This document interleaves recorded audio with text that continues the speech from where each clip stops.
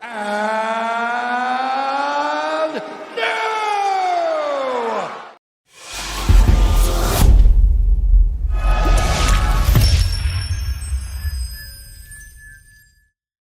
Welcome back, fight fans. The UFC 313 event has left us with plenty to talk about, from shocking upsets to fierce rivalries and heated debates. In this video, we dive deep into the major storylines, including Ankalaev's tactical victory over Pereira, potential rematches, and the future of some of the UFC's top stars. Stay tuned as we break it all down and give you the latest from the world of MMA.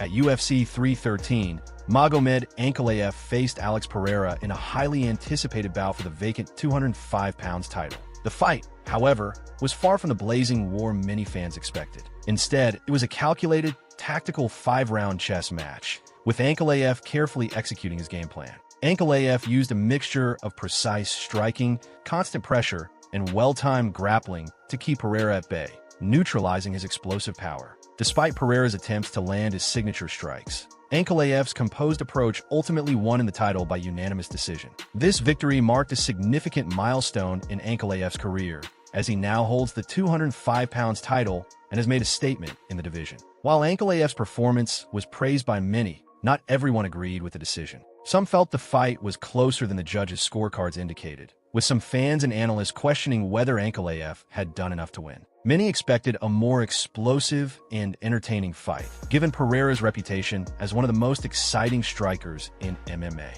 However, Ankalaev's tactical approach, which involved controlling the pace and avoiding danger, led to a somewhat quieter, more methodical affair. Still, Ankalaev executed his plan to perfection, and the judges awarded him the victory. The debate over the fairness of a decision sparked a lot of conversation in the MMA world. Israel Adesanya shared his thoughts on the fight. Many fans were divided on how they score the contest, with some feeling that Ankalaev had done enough to secure the win, while others believed Pereira's performance was deserving of victory. Adesanya, who has had his own share of battles with Pereira, gave his take in a video posted to his YouTube channel. He stated that he thought Ankalaev might have done enough to win, highlighting a few key moments during the fight where he felt Ankalaev was in control. In particular, Adesanya pointed out some mistakes in Pereira's positioning, including a misstep where Pereira got caught by a body kick. The video sparked some conversation among fans, especially since Adesanya had been in Pereira's shoes before and knows what it's like to face a highly skilled fighter like Ankalaev.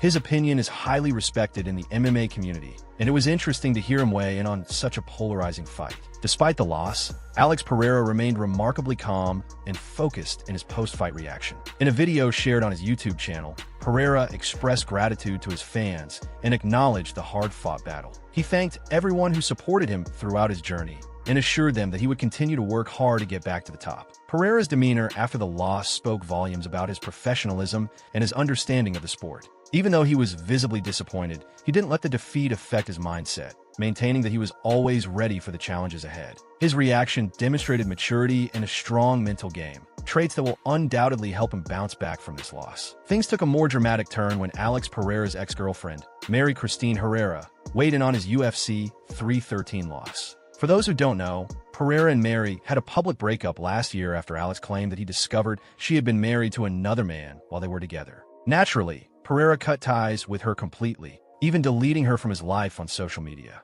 However, after Pereira's loss to Ankalaev, Mary took to social media to mock him. She congratulated Ankalaev on becoming the new UFC light heavyweight champion and posted a video commenting on Pereira's defeat. She also made a remark about the timing of Pereira's loss, joking that it happened on International Women's Day, implying that it was a sign or some sort of cosmic joke. This wasn't just a casual comment. Mary was clearly trying to provoke a reaction, and she did just that. Her comment quickly made waves in the MMA community, drawing the ire of many fans who didn't appreciate her mockery, especially considering the sensitive nature of her breakup with Pereira. Unsurprisingly, Pereira responded to Mary's mocking comments, telling her to stop mentioning his name, as it might make her new husband jealous. In a pointed message, Pereira suggested that Mary focus on her current relationship and move on from the past, implying that she had been dividing her attention between him and her husband during their relationship. Pereira's response wasn't just about defending himself. It was also about setting boundaries. He made it clear that he wanted no part in the drama,